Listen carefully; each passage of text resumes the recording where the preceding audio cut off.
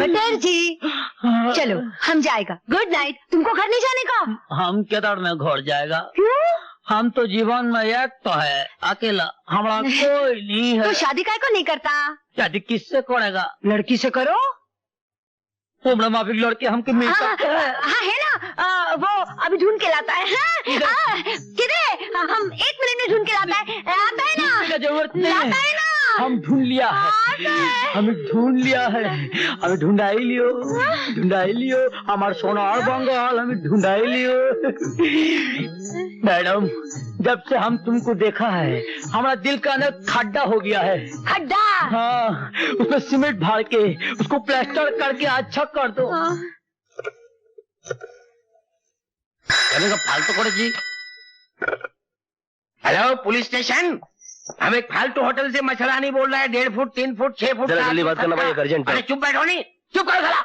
मुझे जल्दी बात करनी जरा प्लीज। एक अरे भाई पुलिस स्टेशन पे सबका माल लूट गया, मैं बात कर रहा हूँ ना। साला गुंडा, हम तुमको लूटे बता, हम बजाए साला बात करता है, फोन पर तो इशारे करता है। अरे भाई साहब, एक जमाना हुआ करता था कि पुलिस क्लाइमेक्स में पहुंच जाती थी, आजकल तो दिए एंड पर भी नहीं पहुंचती। अगर इन लोगों का माल लूट गया है और आप चाहते हैं इनका माल वापस मिल जाए, तो आप इन लोगों को पुलिस चौकी लेकर जाइए और मुझे फोन करने दीजिए प्लीज। अरे बड़ी पुलिस स्टेशन पे कैसे लेके जाएगा? हमारा कोई जान पहचान नहीं, तुम्हारा जान पहचान है तो ले जाओ। जान पहचान तो है मगर अच्छा ठीक है, आप लोग मेरे पढ़ाइए। हेलो साला, इधर मेरा रिपोर्ट लिखाओ, इधर आ जाओ। साला बात करता है। नाथ को गिरफ्तार किया? Yes sir. इंस्पेक्टर संजय, सेठ जगन्नाथ के खिलाफ आपके पास कोई सबूत है? सफेद पोश गुनहगारों को पहले सलाखों के पीछे ढकेल देना चाहिए और बाद में उनके खिलाफ सबूत इकट्ठे करने चाहिए, जो मैं कर लूंगा। ये सरासर गैर कानूनी है। इतने बड़े आदमी को बगैर सबूत के तुम पकड़ लाए। जाओ उन्हें फौरन रिहा करो, वरना I will take disciplinary action against you. Sir आप अच्छी तरह से जानते हैं कि सेठ जगन्नाथ कितना बड़ा धर्मात्मा आदमी है, और मेरे ख्याल में वकील साहब को भी इस बात का पूरी तरह से इल्म है। एक्सक्यूज मी, ना वो जुर्म करना छोड़ता है, ना किसी अपने दुश्मन को छोड़ता है, ना सबूत ना गवाह। और मुझे तो ऐसा लगने लगा है कि कानून के रास्ते पर चलने के लिए कानून ही सबसे बड़ी रुकावट है, और रास्ता ही अगर टेढ़ा हो तो आदमी कहां तक सीधा चल सकता है। इसलिए मैंने यह फैसला किया कि मैं नौकरी छोड़ दूं, ताकि जिस दिन सेठ जगन्नाथ का अंतिम दिन आए उस दिन कानून भी उसे मेरे पंजे से बचा नहीं सके।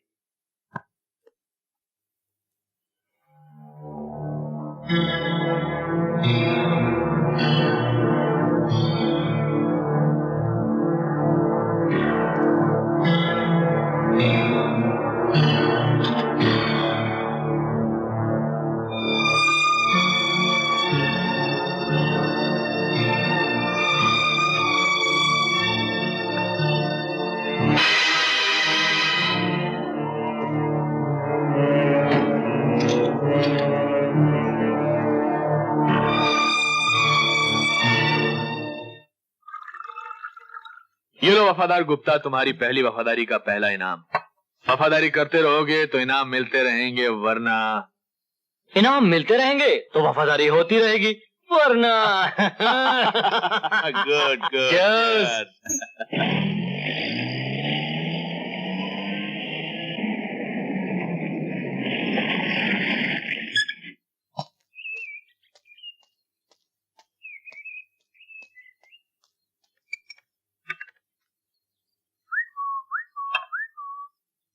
सरकार ये आवाज तो सोनम पिटिया की लगती है। हुसैन मियाँ, तुम्हारे कान तो नहीं बज रहे? चिड़िया भी बोलती है तो तुम्हें सोनू की आवाज सुनाई देती? नहीं सरकार, इस आवाज को सुनते सुनते तो मेरे कान बूढ़े हो गए। ये कभी धोखा नहीं खा सकते सरकार। अरे ये तो वाकई सोनू की आवाज है। हाय चाचा। सरकार सोनम बिटिया आ गई, देखिए ना सरकार। सोनू बिटिया। हाय डैडी। डैडी बेटी। तो फिर आपको सरप्राइज कैसे दे दी? अरे चाचा, डैडी का खाली रखा, कितने पतले हो गए? मैं दुबला। बेटी, इन्हें मुजरिमों को पकड़ने से फुर्सत में, तब तो मैं ख्याल रखूं। अरे खैर छोड़ो हुसैन मियाँ, पहले हमें अपनी बेटी को पुलिस की वर्दी में देख लेने दो। माशाअल्लाह, अच्छे सपना। ये सच है पापा?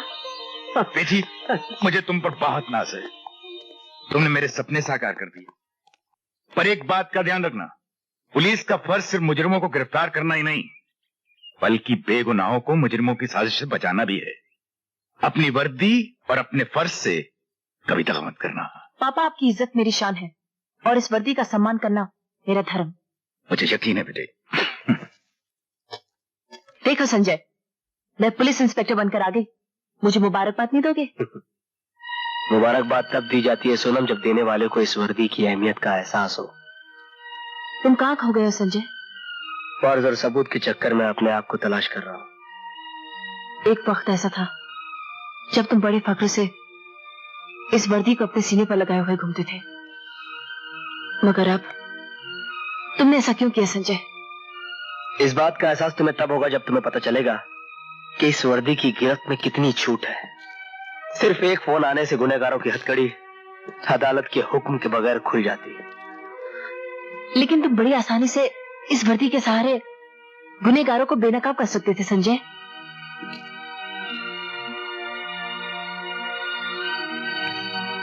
All the best.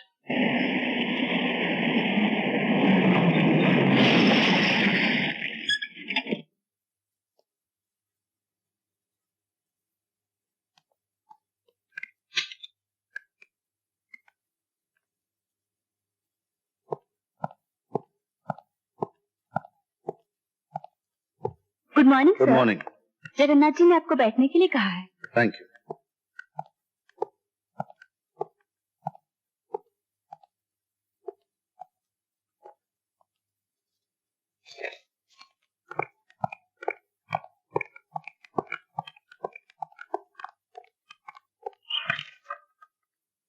आप चाय पियेंगे या जाम? मैं जाम के लिए नहीं, काम के लिए आया। काम के लोगों के तो हम बहुत बड़े कदरदान हैं। वैसे काम से पहले हम तुम्हें सिर्फ इतना बता देना चाहते हैं कि जगन्नाथ न पाप करता है न पुण्य करता है। अरे पापा यहाँ से है, मैं अभी पापा को जगाती हूँ। पापा को किसी करूंगी, पापा उठ जाएंगे। अरे पापा नहीं उठे। मम्मी मम्मी देखो, पापा नहीं उठे। हाँ सुनिए,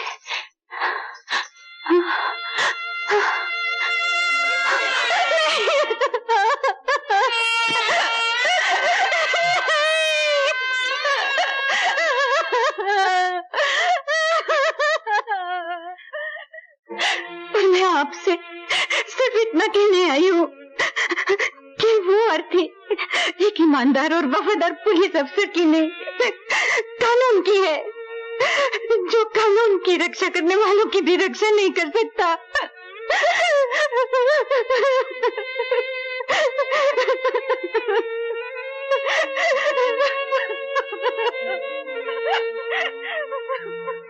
ऑब्जेक्शन माय लॉर्ड। अदालत में बयान और सबूत पेश किए जाते हैं। आंसुओं में डूबी हुई एक विधवा की कहानी सुनने में अदालत की कोई दिलचस्पी नहीं है। मेरे मुवक्किल मिस्टर जगन्नाथ के केस के साथ इस मौत का कोई ताल्लुक नहीं, कोई संबंध नहीं। इसलिए मैं दरख्वास्त करता हूं कि मेरे मुवक्किल को बाइज्जत रिहा किया जाए। गवाह इंस्पेक्टर सूर्य प्रताप सिंह की अचानक दुर्घटना में मृत्यु हो जाने की वजह से और सबूत पूरे न होने के कारण ये अदालत मिस्टर जगन्नाथ को बाइज्जत रिहा करती है। मिलॉर्ड, मुझे कान परमिशन में अदालत से कुछ कहना चाहता हूं। Objection milord. अदालत के फैसले के खिलाफ कुछ भी कहना अदालत की तौहीन है। Objection overruled. थैंक यू मिलो। मैं कानून और अदालत की तहे दिल से इज्जत करता हूँ, पर सच्चाई की आवाज को बयान करना अदालत की तौहीन नहीं है। आपको जो कुछ कहना है कटघरे में खड़े होकर कह सकते हैं। कटघरे में खड़े होने से कानून की आंखों पर जो पट्टी बंधी हुई है वो खुल तो नहीं सकती। मेरी आवाज तो आप भी सुन सकते हैं, जगन्नाथ भी सुन सकता है, जनता भी सुन सकती है। यह रिहाई जगन्नाथ की नहीं, एक गुनाहगार की है। यह मौत एक इंस्पेक्टर की नहीं, यह हत्या कानून की है। और मैं कानून की सौगंध खाकर कहता हूं, मैं लॉर्ड, अगर एक सूर्य प्रताप सिंह मरेगा तो कानून हर पल हजारों सूर्य प्रताप सिंह पैदा कर देगा। एक पुलिस वाले की मौत उसके बाकी साथी पुलिस वालों को उस आदमी का जाती दुश्मन बना देती है। जगन्नाथ समाज का दुश्मन है और उसे कानून के शिकंजे में जकड़ने के लिए मैं हथकड़ी पहनाऊंगा, सबूत के साथ, बयान के साथ। We'll see that too.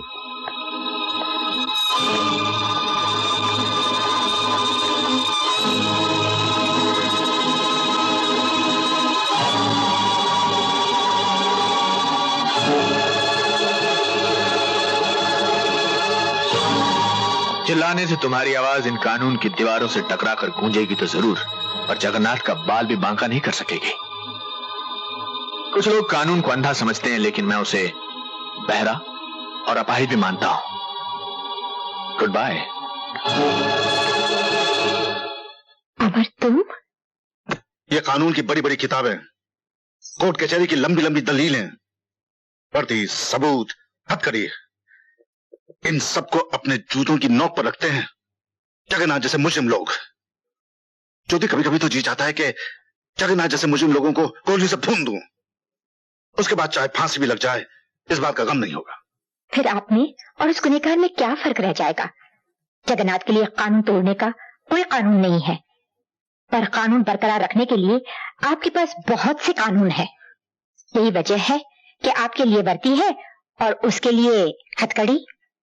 उसने सबूत मिटा दिया, आपकी गवाह की जुबान बंद कर दी।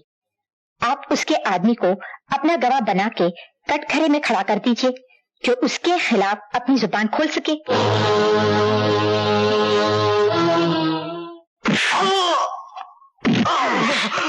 बता वरना छोड़ू मरनी। अच्छा बोल बोल बोल। हम तो दो पार्टों के बीच में फंसे हुए साहब, नीचे कानून का, ऊपर जगन्नाथ का। ना तो हम जी सकते हैं साहब और ना मर सकते हैं। दाल रोटी के लिए गुनाह करने वालों को मार के कानून जगन्नाथ जैसे मुजरिम को खत्म नहीं कर सकता। बट सर, बड़ी मछली को पकड़ने के लिए कई छोटी छोटी मछलियों को शहीद होना पड़ता है।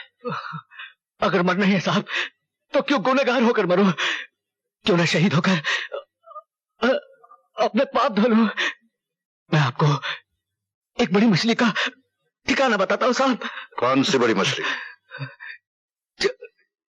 जगन्नाथ साहब।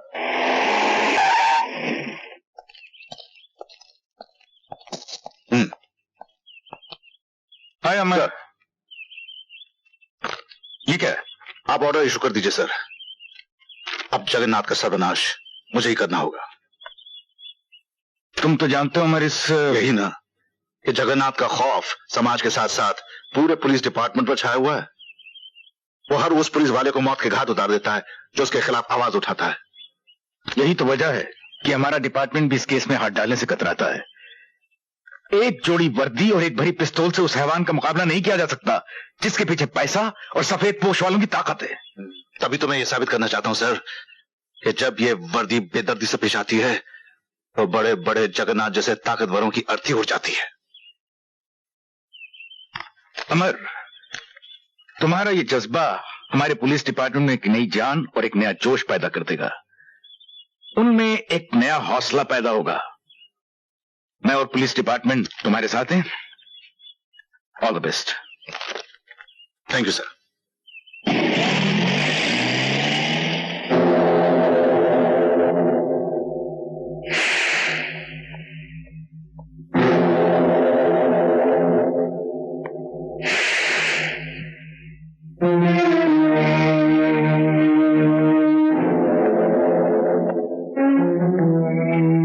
बैठो। धर्मपाल, पुलिस जो इस बंगले के चारों तरफ घेरा डाले खड़ी है उसके जिम्मेदार तुम हो। नहीं साहब, मेरे से गलती हो गई, मेरे को माफ कर देना साहब। अब इस रिवॉल्वर से जो गलती होगी उसके लिए तुम मुझे माफ कर देना। रिवॉल्वर जमीन पे फेंको वरना तुम्हारी खोपड़ी उड़ा दूंगा जगन्नाथ। तुम मेरा कुछ नहीं बिगाड़ सकते डीएसपी अमर सिंह। याद है मैंने तुमसे कहा था फिर जब तुमसे मिलेंगे तो हथकड़ी होगी मेरे पास। तुम्हारे गुनाहों का हिसाब मेरे हाथ में है और तुम्हारे गले की फांसी के फंदे का हिसाब कानून की किताब में है। तुम्हारे कानून की किताब मेरा कुछ नहीं बिगाड़ सकती डीएसपी अमर। अब सीधे सलाखों के पीछे चल जगन्नाथ, तेरे अनाथ होने का वक्त आ गया है।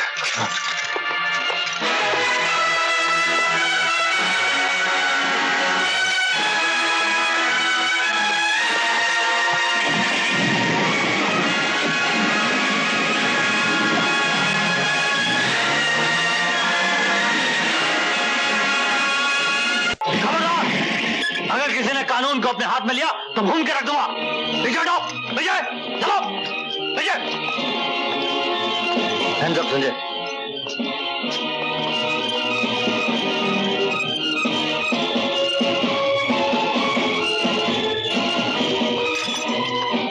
सॉरी दोस्त, वो मेरी दोस्ती थी, ये मेरी ड्यूटी है। जो इंसान कानून को अपने हाथ में लेता है, जेल की सलाखें उसका नसीब बन जाती है। माँ, मकसद के लिए जीने वाले नसीब की मोहताज नहीं होते।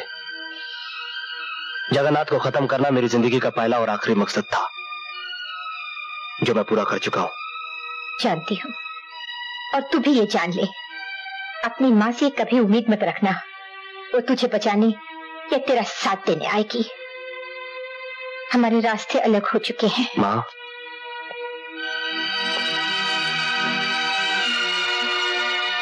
मालूम है, मैं अपने कर्म की लड़ाई लड़ चुका हूं। अब तू अपने धर्म की जंग लड़।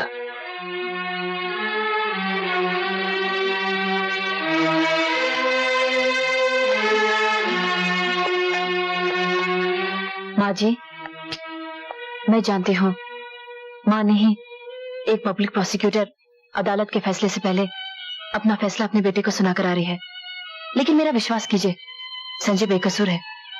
हर प्यार करने वाला अपनों के लिए यही सोचता है। मैं सोच नहीं रही हूँ, मुझे विश्वास है, और अगर मेरा प्यार सच्चा है तो मैं इस विश्वास को हकीकत में बदल दूंगी।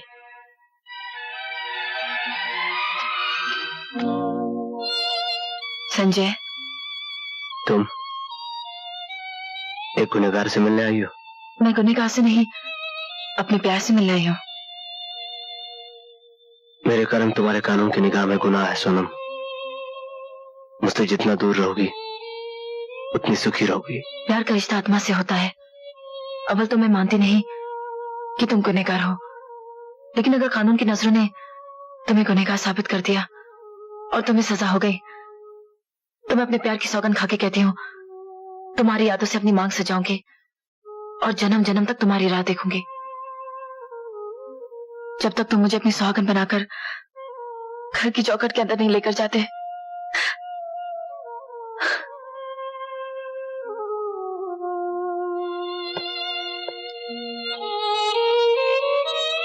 कानून की तरह प्यार भी अंधा ही होता है। सिर्फ फर्क इतना है, एक की सजा इंसान यहाँ काटता है और दूसरे की जन्म जन्म तक। मुन्ना ठाकुर, तुम पकड़े जाओगे, जेल जाओगे और संजय का खात्मा करोगे। इतना बड़ा काम सेठ? जितना बड़ा काम उतना बड़ा इनाम मुन्ना ठाकुर। समझ गया सेठ। हमार नाम मुन्ना ठाकुर। आम आदमी की गर्दन को एक ही झटके में चिड़िया की मुंडी की तरह मरोड़ देते हैं और उसके प्राण फुर्र से उठ जाते हैं। समझा का? और आज वो चिड़िया तू है, तू का? मुन्ना ठाकुर, तुम दुनिया वालों के लिए ठाकुर होगे, मगर मेरे लिए सिर्फ मुन्ना हो। चिड़िया आज ही नर्क में जाएगी और वहां नर्क के दरवाजे पर तुम्हारा वो बाप सफेद पगला सेठ जगन्नाथ तुम्हारा इंतजार कर रहा होगा।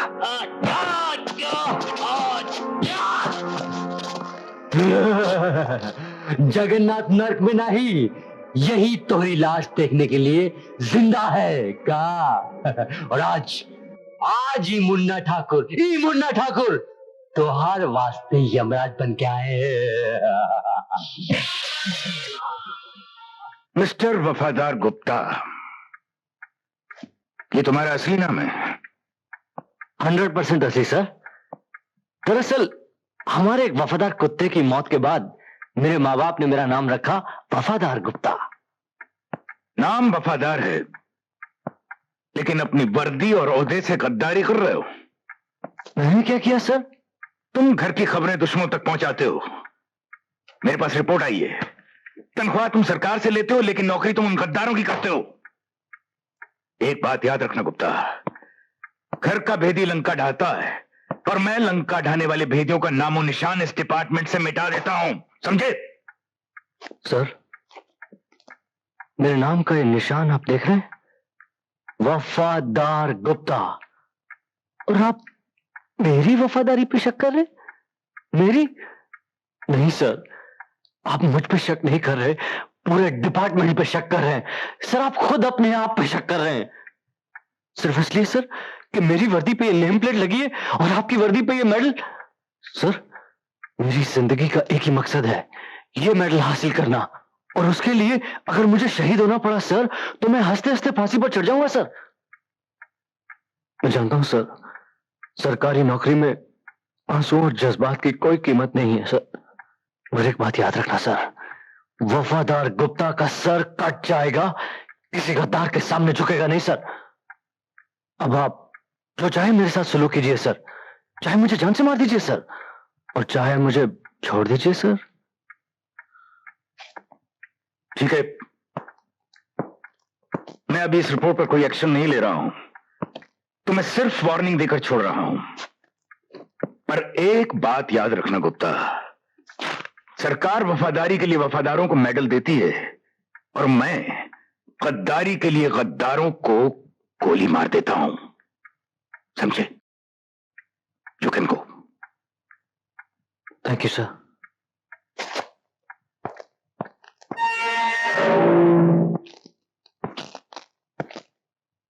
संजय,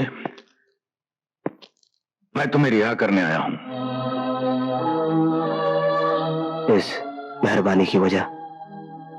सिर्फ मैं जानता हूं कि तुम गुनाहगार नहीं हो, बल्कि बना दिए गए हो। मैं अपनी जिम्मेदारी पर तुम्हें छोड़ रहा हूं ताकि बाहर जाकर तुम अपने आप को बेगुनाह साबित कर सको और असली गुनाहगारों को सजा दिलवा सको। देखो, ये तुम्हारा इम्तिहान है, जिसके नतीजे का इंतजार मुझे रहेगा। पुलिस वालों की शुभ का शाम क्या सरकार आती होंगी। सरकार, बिटिया आ गई। सोनू बिटिया सरकार। अरे सोनू बिटिया, पूरा थाना लेकर घर पर आ गई। क्या बात है, छुट्टी यहीं पर देने का इरादा है क्या? मेरे पास आपके घर का सर्च वारंट है कमिश्नर साहब। यस।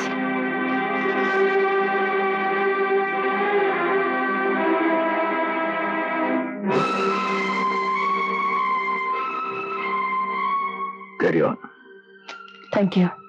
तुम इधर जाओ, तुम ऊपर जाओ, चलो जल्दी करो। पागल हो गई है, दीवानी हो गई है, ऐसी बातें न देखी गई न सुनी गई। बेटी बाप के घर की तलाशी लगी। हुसैन मियां, इम्तिहान का सबक देना बड़ा आसान होता है, लेकिन हकीकत में इम्तिहान देना बड़ा मुश्किल होता है। शायद मुश्किल इम्तिहानों से गुजरना ही मेरी जिंदगी है। इंस्पेक्टर, चौक से तलाशी लो, घर का कोना कोना तुम्हारा देखा हुआ है। सर,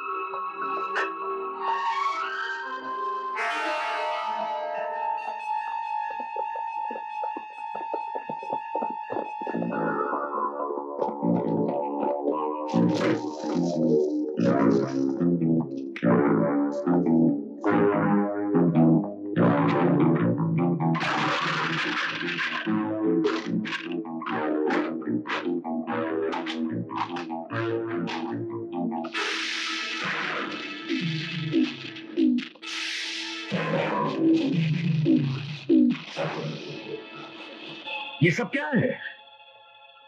ये वो सबूत हैं जो आपके घर से बरामद हुए हैं। ये किसी की साजिश लगती है। ये साजिश है या सच्चाई, इसका फैसला करना अदालत का धर्म है और अदालत तक पहुंचाना मेरा कर्म। और वैसे भी इन सबूतों के मिल जाने के बाद सफाई की कोई गुंजाइश बाकी नहीं रह जाती। और मैं सफाई देना भी नहीं चाहता। आखिर तूने अपना रंग दिखला ही दिया ना।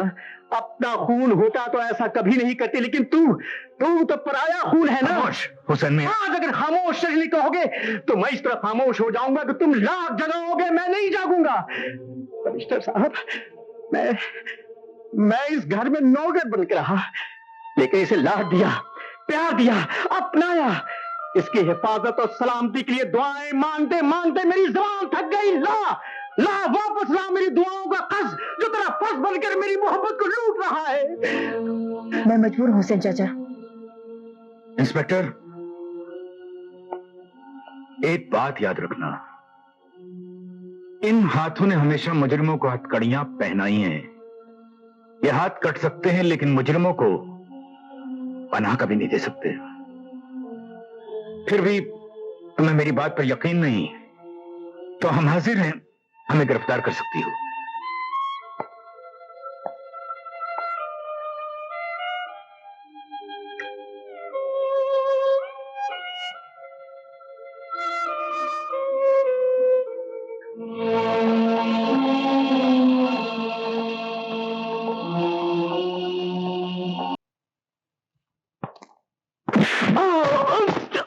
सोनम, यही वो जलील जिसने अपने आप को बेचकर कमिश्नर साहब के कमरे में गर्द और रुपए छुपाए थे।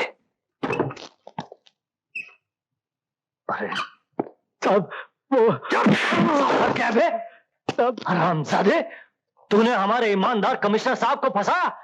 वो शख्स जिसने जिंदगी में हराम का एक पैसा नहीं देखा, उसको सलाखों का कमरा दिखाया। मैं तुझे मिस्टर गुप्ता, सोनम जी, इस आदमी ने हमारी इस पवित्र वर्दी पर कीचड़ उछाला है। इससे पूरी तहकीकात मैं करूंगा, इससे हकीकत मैं निकलवाऊंगा। देवता जैसे कमिश्नर साहब पर इल्जाम लगाता है, कुत्ता है? सोनम, ये था मेरा पहला तोहफा। संजय,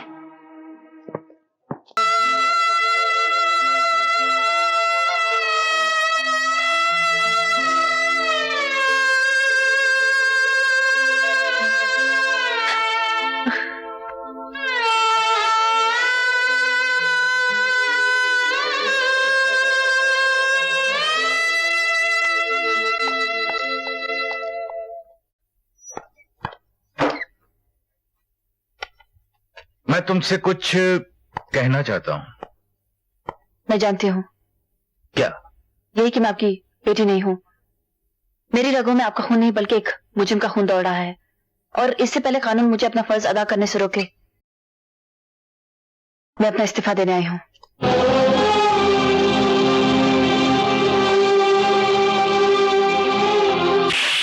मेरी सारी आस उम्मीदें तोड़ डालोगी? जिंदगी भर जिस फर्ज को निभाने के लिए मैंने जख्म अपने सीने पर सहे हैं, वही जख्म तुम मेरी पुष्ट पर लगाना चाहती हो आज? अब मुझ में हिम्मत नहीं। इस एहसास ने मेरे सारे हौसलों को चकनाचूर कर दिया कि मैं एक मुजरिम की बेटी हूँ।